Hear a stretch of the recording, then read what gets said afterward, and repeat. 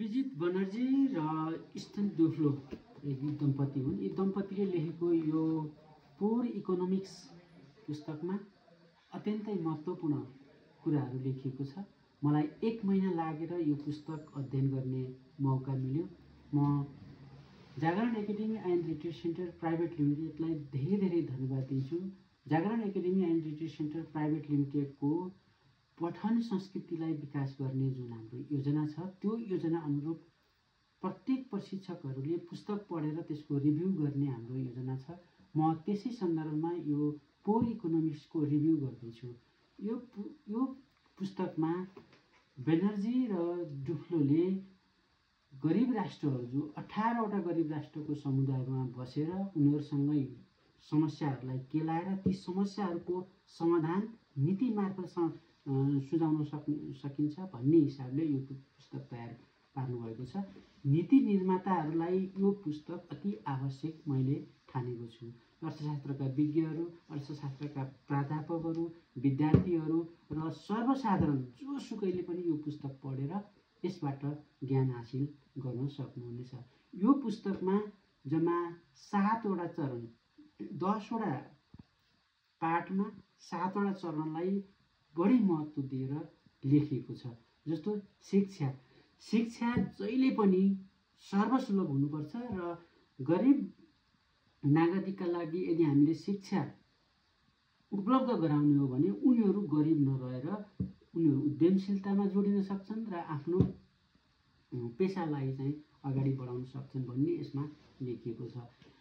अर्को स्वास्थ्य जहिले पनि समुदायमा निहित हुनुपर्छ। समुदाय भनेको त्यो समुदाय जो तल्लो स्तरमा गरिबहरू रहन्छन्। डुफ्लो र बेनर्जी दुवैजना गरिब समुदायसँग प्रत्यक्ष बसेर त्यहाँका समस्याहरू केलाएर यी समस्याहरूलाई यी समाधान उपयुक्त हुन्छन् भन्ने हिसाबले ती समस्याहरूलाई समाधानको उपायमा यो किताब लेखिएको छ। त्यसैले बेनर्जी र डुफ्लोलाई हामी अत्यन्तै सम्मानका साथ यो पुस्तक पढिदिउँ म आग्रह पनि गर्दछु। यसमा चाहिँ स्वास्थ्य, गरिब नागरिकहरू जहिले पनि आफ्ना गलत अभ्यासका कारण जुन सांस्कृतिक अभ्यासहरू हुन्छन् ती गलत सांस्कृतिक अभ्यासका कारणले स्वास्थ्यको पहुँचबाट टाढा हुन्छन् भनिएको छ। त्यो गलत अभ्यासहरूलाई चिर्नको लागि जनचेतनामूलक कार्यक्रम ल्याएर स्थानीय स्तरमै समुदायहरूलाई सचेत गर्नुपर्छ भन्ने यो पुस्तकमा उल्लेख गरिएको छ। अर्को, नीति निर्माताहरूलाई स्थानीय स्तरमै समुदायसँग बसेर उनीहरूको समस्याहरू के छन् ती समस्याहरूलाई केलाएर समाधानका उपायहरू सहितको नीति निर्माण गर्ने र ती नीति निर्माणहरू गरिसकेपछि कार्यान्वयनको पक्ष पनि तिनीहरूलाई नै जो गरिब छन् उनीहरूलाई सहभागितामूलक कार्यक्रम दिएर उनीहरूलाई लाभान्वित गर्नुपर्छ भन्ने यो पुस्तकमा लेखिएको छ। यो पुस्तक 10 चरणमा अथवा 10 वटा च्याप्टरमा बाँडिएको छ, जसलाई मूल 2 भागमा विभाजन गरिएको छ। अर्को, मानिसहरू समृद्ध बनाउनको लागि समुदायमा आहार विहारको जहाँ खाद्य सुरक्षा छैन, त्यो खाद्य सुरक्षा नभएको ठाउँमा मानिसहरूले कहिल्यै पनि आफ्नो अध्ययनलाई, आफ्नो सिकाइलाई, आफ्नो पढाइलाई अगाडि बढाउन सक्दैनन्।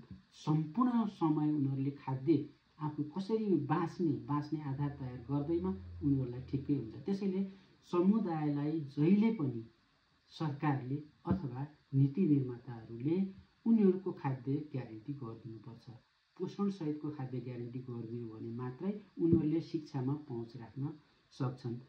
अर्को, सबैभन्दा महत्त्वपूर्ण सुधार गर्नुपर्ने चाहिँ हाम्रो जुनसुकै राष्ट्र होस् त्यो राष्ट्रको सरकार र नीति निर्माताहरूको संरचनागत विकास गर्नुपर्छ भनेको छ। संरचनागत विकास भनेको नीति नियम बनाउनेहरूले गरिबसँग पनि सरकार राख्नुपर्छ। समृद्ध बनाउने नाममा ठुल्ठुला योजनाहरू मात्रै तयार गर्न हुँदैन।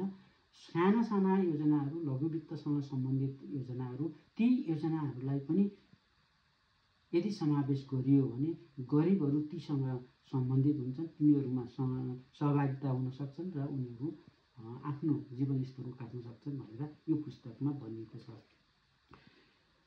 अब यो पुस्तकलाई मेकल क्रिमरसँगै बनर्जी र बुट्टोले 2019मा